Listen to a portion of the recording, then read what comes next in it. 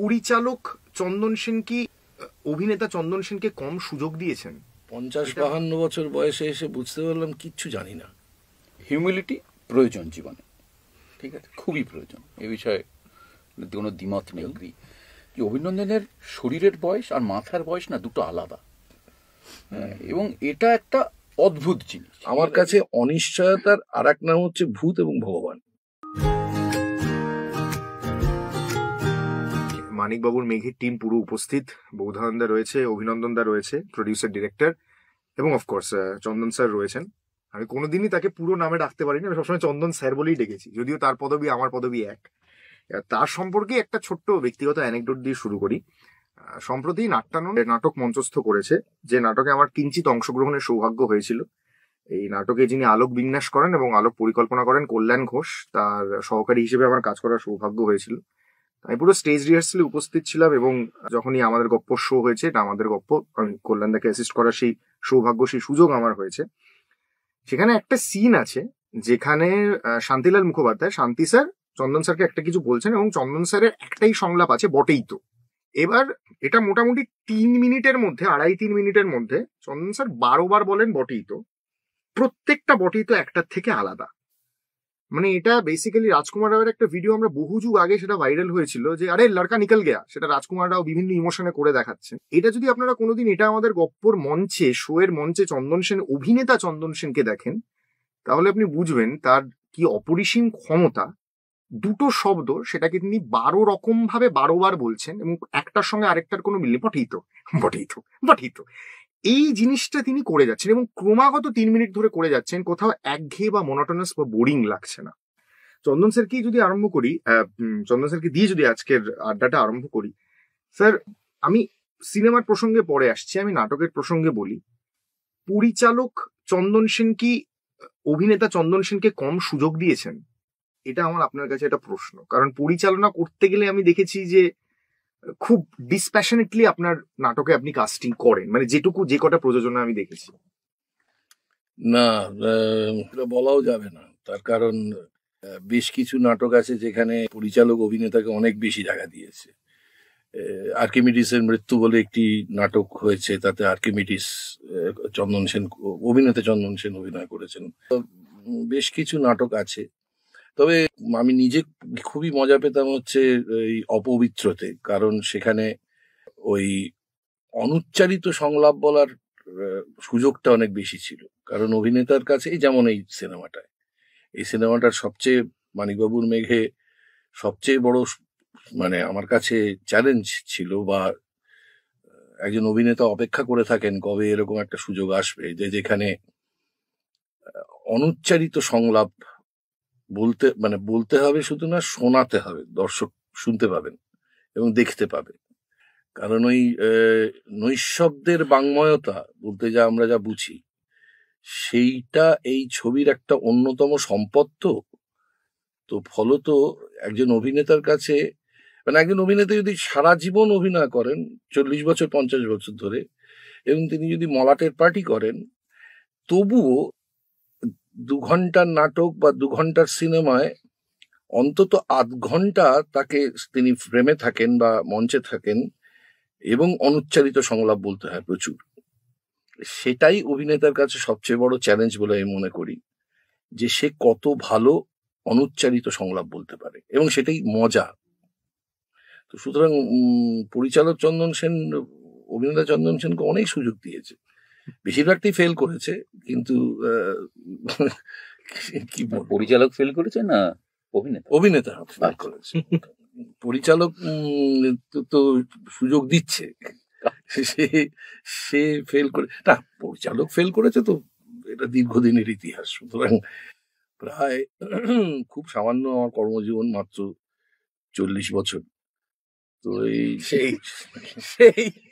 এটা একটা খুব ড্রামাটিক পজ বলে না, আমরা মানে একটা যে কোনো সিনেমা বা থিয়েটার যদি আপনি দেখেন, খুব সংক্ষিপ্ত কর্মজীবন আমার 40 বছর, এটা খুব ড্রামাটিক পজ নিয়ে, ওটাও খুব অনুচ্চারিত সংলাপের মতন বলা হলো মাত্র 40 বছরের আমার। মানে সমস্যাটা আরো বেশি, যে 50-52 বছর বয়সে এসে বুঝতে পারলাম কিচ্ছু জানি না। বিরাট বড় বড় কথা বলে গেছি, বেশিরভাগটাই জানি না। আর এইটা যখনই এই বয়সে কেউ পৌঁছয়ে গিয়ে যখন বুঝতে পারে যে আমি আদতে কি কম জানি, এটা আরো বেশি করে মনে হবে। আমি আর বেনুদা মানে সব্যসাচী চক্রবর্তী, আমরা যথারীতি একটি সিগারেট খাওয়ার জন্য, যেটা একদম বারণ, ওই হাইটে গিয়ে সিগারেট খাওয়া, তো মানে উমলিংলাতে মানে লাদাখে, তা আমরা পাহাড়গুলোর সামনে দাঁড়িয়েছিলাম। দাঁড়িয়ে থেকে থেকে আমার মনে হলো যে কিসের এত চিৎকার চেঁচামেচি, আত্মপ্রচার, সামান্য একটু নড়লে এই তথাকথিত আমাদের এই সবকিছু মানে একবারে মুহূর্তে ধূলিসাৎ হয়ে যাবে। এই তো 2 দিন আগেই তো তার প্রমাণ পাওয়া গেল এই কোভিডে। মানে মানুষ যখন সবচেয়ে নির্মল বাতাস পাচ্ছে সেই সময় নাকে কাপড় দিয়ে ঘুরে বেড়াচ্ছে। তো ওইটা আরো হয়, মানে এটা এখন সবচেয়ে আমার জীবনের সবচেয়ে বড় ক্রাইসিস। এত কম জানি কেন জানাটা এত সীমিত হয়ে রয়েছে। বৌধানন্দা, এটাই কি অভিনেতা চন্দন সেনের সঙ্গে কাজ করার সবচেয়ে বড় সুবিধে? চন্দন সেন খুব কম জানেন। আমি এটা খুব অনেস্টলি জিজ্ঞেস করলাম, এবং কেন করলাম প্রশ্নটা তুমি হয়তো বুঝতে পারছো। বৌধানন্দা না, তো আমার সাথে চন্দনের আলাপ পাতাল ঘরের সময়। আচ্ছা, তো পাতাল ঘরে আমি চন্দনকে কাস্ট করি, ঠিক আছে। বৌধানন্দা সম্পর্কে যারা জানেন একটু আমার কি বলে দেওয়া উচিত নাকি তুমি একটু? আচ্ছা বলে দিই, মানে যদি 3 গাহন দেখে থাকেন, বা যদি ভায়োলিন প্লেয়ার দেখে থাকেন, বা অজস্র বিজ্ঞাপন যেগুলো দেশ বিদেশের সম্মান কুড়িয়েছে, স্বীকৃতি কুড়িয়েছে, সেটা যদি দেখে থাকেন, তাহলে বৌধানন্দার নাম আপনার কাছে সুপরিচিত হওয়া উচিত।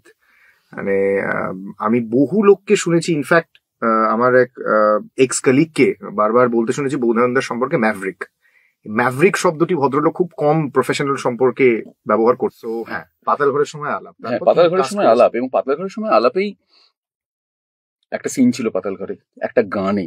সেই গানটা আনফর্চুনেটলি বাদ পড়ে যায়। হ্যাঁ, এবং অদ্ভুতভাবে সেই গানটা এখন কোথাও নেই। আমি অর্জুনের সাথে কথা বললাম এর মধ্যে, গানটা কোথাও নেই। সেই গানে একটা সিনে চন্দনকে গাছে চড়তে হয়েছিল, আর চন্দন কিছুতেই গাছে চড়তে পারছে না। On shot? না, শটে শটটা হচ্ছে চন্দন গাছে বসে ঝুলছে।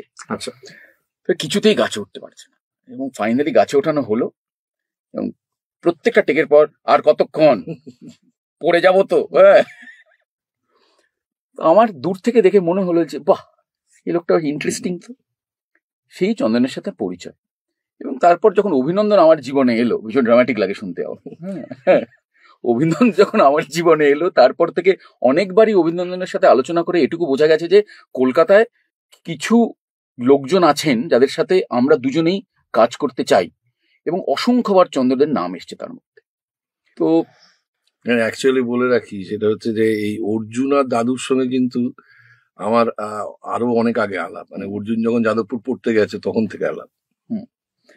তো যখন অভিনন্দন মানিকবাবুর মেঘ লিখলো, এবং আমরা যখন ডিসাইড করলাম এটা প্রডিউস করব, তখন কাস্টিং প্রসেসে এই মুহূর্তে এখানে একজন নেই, তিনি আমার সহধর্মিনী মোনালিসা মুখার্জি। কাস্টিং মোনার অ্যাপ্রুভাল ছাড়া হয় না লিটল ল্যাম্প ফিল্মস, কারণ তিনি অন্যতম প্রযোজক। এটা বলে দিই, যদি আপনি দেখতে পারেন যে বোধহয় তিনি কাস্টিং ডিরেক্টর। হ্যাঁ, মানে ভারতীয় বিজ্ঞাপনের প্রথম কাস্টিং ডিরেক্টর উনি। তো মোনার স্ট্যাম্প অফ অ্যাপ্রুভাল ছাড়া আমরা কাস্টিং করি না। সুতরাং অভিনন্দনের মাথায় যখন চন্দনের নাম এলো, এবং অভিনন্দন যখন আমাকে সকালবেলা বললো একদিন সকালবেলা যে বৌধানদা মনে হচ্ছে পেয়ে গেছি, তো এরকম একাধিকবার বলেছে, একাধিকবার আমরা বুঝতে পেরেছি না, পাওয়া যায়। এইবার আমার মনে হলো যে না, এই যে নামটা বললো, তো প্রথমবার চন্দনের নাম অভিনন্দনের মাথায় আসে। অভিনন্দন আমাকে ফোন করে বৌধানদা পেয়ে গেছি। না ফোন না, এটা বাড়িতে কারেক্ট, চন্দনদা। একটু শুনি গল্পটা। এটা বেসিক্যালি তখন সে সাংঘাতিক ব্যাপার, মানে আমি আজশোয়া হয়ে মানিকবাবুর ফাইনাল ড্রাফট লেখা হচ্ছে, কারণ আমাদের স্লিপ ডিস্ক হয়েছে। সেই অবস্থায় কোনো মতো হুইল চেয়ারে করে বম্বে গেছি, বৌদ্ধান্তদের বাড়িতেই তখন আমি। হ্যাঁ, তো এবং লেখা চলছে এবং মাথা খারাপ হয়ে যাচ্ছে, কে চন্দন মানে সরি গুলিয়ে যাচ্ছে, এখন ওরিয়েন্টেশন গুলিয়ে যাচ্ছে, মানিকবাবু চন্দন সেন, মানিকবাবু চাই এনিওয়ে কে মানিকবাবু। তো মানে সবাই তোলপাড় করছে, আমরা খুব ভালো কথা, বম্বের শিল্পী নিয়েও কথা হচ্ছে কে হতে পারে, কারণ যাই হোক, দিয়ে করতে করতে করতে করতে প্রায় 1 মাস কেটে গেছে। কেউ কিছু মানে যা আসছে হচ্ছে না, চলে যাচ্ছে। লিটারালি রাতের ঘুম চলে যাওয়া অবস্থা, কারণ শুট খুব কাছে। আমি যখন কথা বলছি এটা বোধহয় ফেব্রুয়ারি 2019, আর আমরা শুট শুরু করবো সামথিং অ্যারাউন্ড মিড এপ্রিল। তো মানে একদম দোরগোড়ায় এসে গেছি আমরা। এক রাতে জেগে আছি, ভালো কথা। কি ঘটনাচক্রে, মানে সেই মেঘের ছবি মেঘে দিলেন টাইপের ইউটিউবে আমি একটি ভিডিও পেলাম। এবার মানে সেটা কিভাবে আমার মাথায় অন্তত মানিকবাবু চরিত্র ঘুরছিল, এখানে ওই আগে বলছি না, এটাই বলছি। আমি আমার সাথে চন্দন সেনের ব্যাপারে আমার জানা ছিল না। অভিনয় দেখেছি ইত্যাদি, ঠিক আছে, বাট আমার সমস্যা ছিল, আমি খুঁজছিলাম যে মানিকবাবু করার জন্য যেই মানুষটার প্রয়োজন, অভিনেতারও আগে আমার কাছে, আমি সেই মানুষটাকে খুঁজছিলাম। তো চন্দনদার যখন কথা শুনি, যেভাবে ভদ্রলোক তাকান, ঘাড় নাড়ে, মাঝে মধ্যে আনমনা হয়ে যাচ্ছে, কথা বলছে, তার যে মৃত্যু জ্ঞান, এবং এই কথাটা খুব সিরিয়াস শুনতে লাগলো।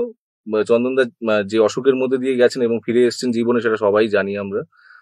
তো আমার ছবিটা দেখলে বোঝা যাবে কেন ফিলোসফি ওয়াইজ চরিত্রটা নির্মাণের জন্য এরকম একজন গভীর মানুষের প্রয়োজন, যে মৃত্যু শিক্ষা করে এসছে। এবং আমার মতে মৃত্যুর থেকে সুন্দর শিক্ষা নেই, কারণ সেটা আমাদেরকে প্রত্যেকদিন মোটিভেট করে কাজ করার জন্য। That the entire human life span is very tangible, শেষ হয়ে যাবে একদিন। তো সেই দোরগোড়া থেকে ফিরে আসা একটা মানুষ যে ওরকম ভাবে কথা বলছে দেখে আমার মনে হলো না, আমার সেই রাতে মনে হলো যে আমি রাতে ঘুমোতে পারিনি। আমি অপেক্ষা, বৌধানদা খুব সকালে ওঠে, 4:30-5টার সময় ওঠে, আমি বৌধানদাদের বাড়িতেই ছিলাম। আমি জেগে বসে আছি, এবার বৌধানদার গলা পেলাম, আমি গেলাম, মানে এটা খুব ব্রিফ মোমেন্ট গুলো বলছি, কাট কাট কাট সিনের মতো, মানে লিটারালি জাম্প কাট। বৌধানদার কাছে গেলাম, আমি কি বললাম, পেয়েছি, কে? চন্দনদা।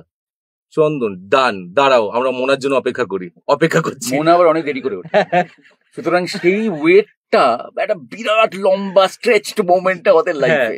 তো গিয়ে মোটামুটি 9:30 মোনা দিয়ে উঠলো, আসলো, বলা হলো ডান। তারপর আমি চন্দনকে ফোন করলাম। সেটা খুব মজার ফোন। কিরকম ফোন? চন্দন, একটা ছবিতে তোমাকে কাস্ট করা হচ্ছে, এই ছবিটার পর তুমি রেড কার্পেটে হাঁটবে। কনফিডেন্স পাবো প্রডিউসার সাহেব। না, বিজ্ঞাপনের লোক না, আমাকে তো বিক্রি করতে হবে। তো how do I sell this to Chandan Singh? হ্যাঁ, আমি বললাম মানে ফোন ধরে মানুষটা নির্লোভ, নির্মোহ, একদম তাকে রেড কার্পেটের লোভ দেখালাম। আমি রেড কার্পেটের লোভ দেখালাম এবং খেয়েও গেলেন আর কি। আমাকে এটা বিশ্বাস করতে হবে, চন্দন সেন রেড কার্পেটে টুকটা খেয়েছিলেন, খেয়ে মানিকবাবু এসেছিলেন অভিনয় করতে। না, তারপর বললো যে এই ছেলেটা যাচ্ছে, ও স্ক্রিপ্টটা পড়বে, তুমি ভালো করে শোনো, আমার নিজের মনে হয় যে তুমি প্রথমবার শুনি হ্যাঁ বলবে। তারপর তো এই ছোকরা এলো আর কি, অভিনন্দন বার্তা নিয়ে। হ্যাঁ, প্রথম 15 মিনিটটা খুব সন্দিগ্ধ। আমার বয়সটা বিরাট মানে বারবার বলে, আমার বয়সের প্রতি সন্দেহ ছিল চন্দনদার, খুব সন্দিগ্ধ চোখে তাকিয়েছিলাম, এই ছেলেটাই এটা লিখেছে।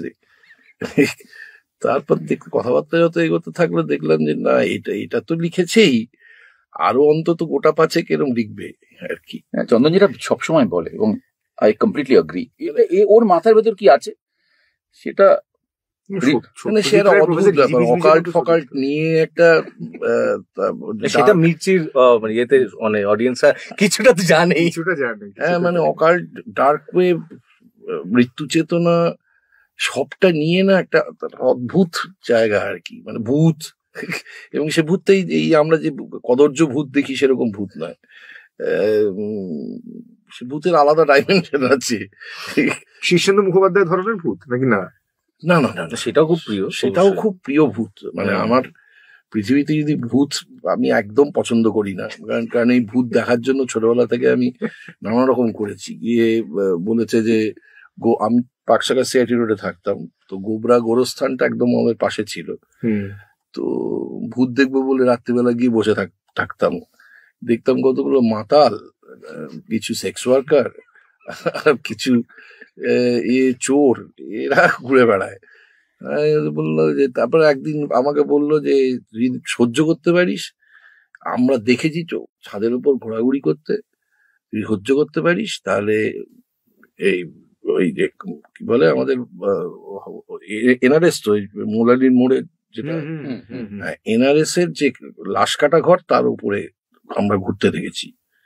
চলো যাও বলে সেখানেও গেলাম, সেখানে গিয়ে দেখলাম কিছুই হয় না, সারা রাত্রির বিড়ি চিড়ি খেয়ে দূর বলে ভোরবেলা নেমে চলে এলাম। বদলে উল্টে 50টা টাকা চলে গেল যে উপরে থাকতে দেবে বলে ওই দারোয়ানটা। তো ভূত আমি অনেকবার খুঁজে দেখার চেষ্টা করেছি, কিছুতেই পাইনি। এটার কারণ আমি তারপরের থেকে আমি একটা খুব বেসিক জিনিস যেটা লোকের, আমার কাছে অনিশ্চয়তার আর এক নাম হচ্ছে ভূত এবং ভগবান।